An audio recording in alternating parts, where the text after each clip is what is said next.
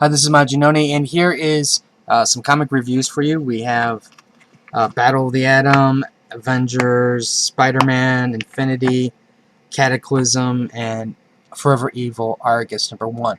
So let's do this one first. Basically, I was actually kind of pleased with this issue overall. I mean, I'm not really going to slam this thing too badly. My only complaint is how they wasted some page space dealing with Steve Trevor meeting Wonder Woman for the first time. I understand why they put it in. It's just that I wish that, like, this is actually a much bigger story that I wish that they used for something else. Like, they could have put that in to another book or even in Villains Month. But I understand its value, so I'm not really going to harp on it too badly. Basically, the gist is when the Crime Syndicate took over, the names and locations of all of the Argus members became public, and one by one they were just being slaughtered by all the supervillains. And so this is a very dark time, for the team. Now, Steve Trevor's trying to put everybody together so this way they can mount an offense against the supervillains. And at the end, basically, the president's in danger, so he goes to save the president. And of course, he's met with stiff opposition, and things don't look very good um, for him coming out of this issue alive. But of course, we already know the answer is he'll be alive, he'll be fine, and because his name is Steve Trevor, and if he dies, then this book is basically gonna need new characters really quickly. The one thing I really wish, and this is just saying I wish would have been really cool, is if like Midnighter was in this book. Oh, that would just elevate Argus to a whole new level. Now beyond that, Tan. I'm pretty happy with Tan's artwork, and he did a fairly decent job overall. The writing is decent, and overall though this was an enjoyable book, and I'm definitely going to add this to my pull list to get the series. Okay, Ultimate Comics Cataclysm.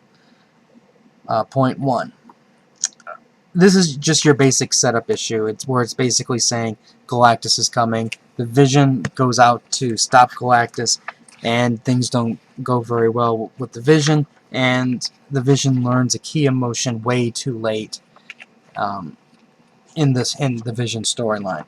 But it what it really does though is it's there's twofold here. One is it sets up the basic story as to this is what's going on, and it's also taking into account, hey, you know what? Somebody who probably has never picked up an Ultimate book might buy this and has no clue as to what's going on. So what they do is they do a really quick like this is what the world is like. This is who the X-Men are like. This is who the Avengers are like. This is where all the key players are, what their status is. So I really like the way they kind of did that in a very quick manner. And, but is this book a great read? It's not great because they kind of played it safe in a way.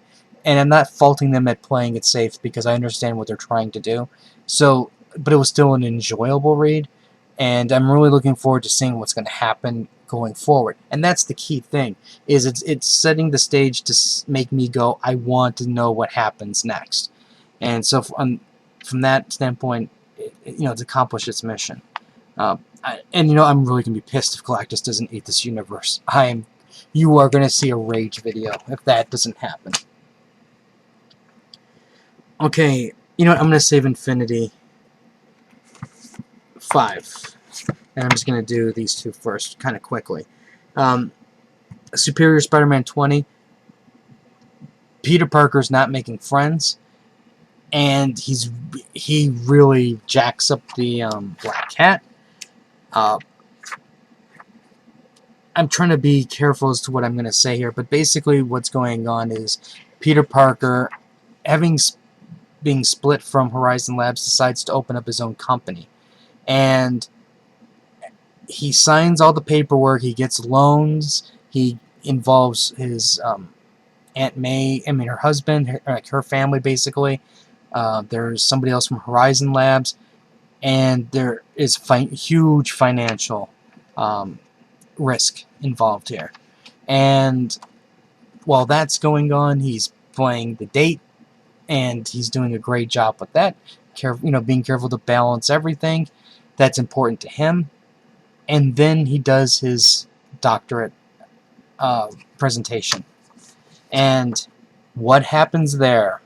I'm telling you, as a Spider-Man fan, I'm reading this, and I'm like, part of me is going, yes, Doc Ock gets what he deserves. And then as soon as I complete that statement, I pull that back and go, but wait a second, what about Peter? The Slott fucked over Peter again. And Ock really screwed himself bad. And I don't want to say what he does, but what he did makes perfect sense. He just didn't do it the right way. He really jacked himself up, put himself into a corner, and he's becoming a lot more villain-like. And while that's going on, we're also going to be getting some more work with Wraith and dealing with whatchamacallit, the money trail with what Peter's been using to purchase things, because they finally were able to trace that back to Ock's financial finance bank accounts, and they're going to take that to the Avengers. Well, I shouldn't say not Wraith, but the police officer. But overall, very, very solid read. Lots of emotions were going on through here, and I was very pleased. Slott is he just knows how to push your buttons, and he's doing and that's what a writer really should do at times. I think there's times where you should play it safe, and there's times where you should really challenge the readers and just make them angry. And I think, if anything, if Peter does come back nice and safely, I think everybody is going to appreciate Peter so much more once this is all done. And so I'm really looking forward to seeing this entire story. Okay, Battle of the Atom, the X-Men. Alright, finally. Finally, serious action has come back to this book. You have all the mutants, S.H.I.E.L.D., missiles, sentinels, massive destruction, people getting killed. Yeah, I mean, of course, it's always the future people getting killed, but that's besides the point. This phenomenal page. This is this is a poster-worthy page. Right there. I really enjoyed this immensely. The fighting was good. They had a nice balance of showing characters in battle. Like I said, there's lots of character death in here. My biggest complaint is the inconsistency in the artwork. Like, you have some very strong artwork at the beginning, and as you get towards the end here, the art gets really bad. The Sentinels at the beginning, as you can see here, are very futuristic, but then when you get towards the end of the fight, the Sentinels revert back to the old style, and it's kind of like they never bothered to pay attention. This page is horrible. Completely horrible. It doesn't really even give you a sense of the volume of the explosion, and that's what the problem is. Overall, and they did it looks like this is the add-on homage to the X-Men cover from the first issue. But overall, I really enjoyed it. Now, the ending, I don't want to go into the epilogues because there's multiple epilogues, but I will say this: the ending really did surprise me. I never really quite thought that they would have taken it in that kind of a direction. And, I'm really curious to see where this is going to lead now.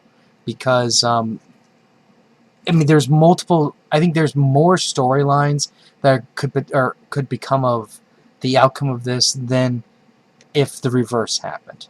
And by the reverse, I don't mean the old X-Men going back into where they should be. Because, personally, I believe that that's where they technically should really go. They should go back in time, because the longer they stay in this universe, then that means everything's in jeopardy.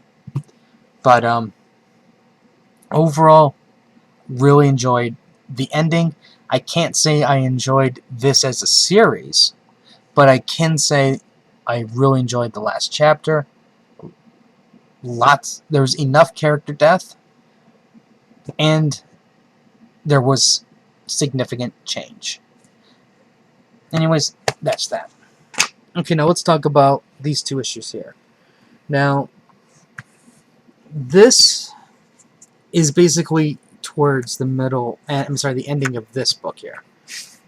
Now, what we have here in the Infinity 5 is your basic wrap-up of the big battle. After Thor killed the Builder, that inspired everybody to basically stand up and fight. Now, I really did enjoy, like what they were trying to do with these quick battles. You know, it was basically there was an Avenger on seemed like every planet, as they were all liberating each one. But at the same time, like when you look at this battle as a whole, this was supposed to be a significant war. And, going back to my complaint with World War X, there is no sacrifice, there's no personal triumph, there's no change of character, there's no, they never put up anything to challenge themselves. It was always just, okay, here's the bad guys, unbeatable odds, we're the Avengers, we don't give up, and here's the plan. Roll those dice, we'll take it. And, that's fine, but when you're dealing with this big conflict, when there's no significant change to the character, that's a significant flaw to the story. And you can argue the point, well, there's only so many issues and there's so many characters, how can you really do that?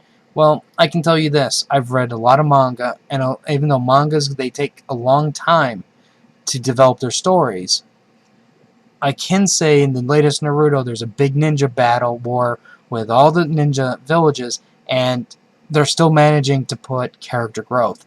Their character growth right now, though, is with the villain, and he's the one who's actually becoming a different person and growing. So I know it can be done, especially when you have all these 50 billion spin-offs. Now, the rest of this book deals with with Thanos and his son, and what's going on with Thanos and his evil, nefarious plans. Overall, I enjoyed the book still. I thought it was a great read. I think this is definitely going to be something I'm going to want as a trade, but, I definitely don't think this is like a 10 out of 10 solid read. For me, it just the battles moved way too quickly for my liking, and it I think the big punch, though, is going to be at the end. So I'm really looking forward to the end battle. Now, with this one here, basically what's going on is when the Avengers are basically going home, they're going home with a lot of friends. It's basically the Shi'ar, the Skrulls, the Kree, and, basically the remainder of the fleet. And along the way, they have to take out Titan, because Titan has an outpost for Thanos. And so that's what this basically is, and it's basically getting them right to Earth. Now, the one thing that these books have really made me want is an adult version of the Imperial Guard. I don't want a no-name writing it and drawing it. I want a top writer, somebody like Hickman, somebody like Remender, somebody like, like that, and get a really good artist, and let's give us a Guardians book, because when you look at the art, some of these characters look fantastic. They're written in a very mature way. That's not kiddie-like some of the other garbage books that they've put out with the Imperial Guard in it. And that's what I really want from this. But I don't think we're going to get it, since we're going to be focusing on Inhumanity. Overall, though, I think overall it's ending well. I don't see much change coming from this yet, but we still have one more issue. And by change, I understand Inhumanity is a big change, but it's not... I mean, that's a different type of change, because all they're doing is they're preparing us for the next series, versus, like, Captain America loses an arm, or, something like that. Or something that basically what the X-Men Battle of the Atom have done for change. So, still enjoyed it, though. And you know what? I forgot to give you guys codes. I don't know why I always forget, and I always remember during this video.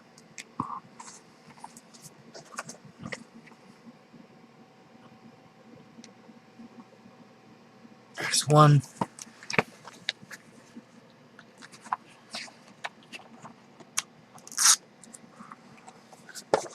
So with the PS4 and the Xbox One coming out, is anybody buying one of those?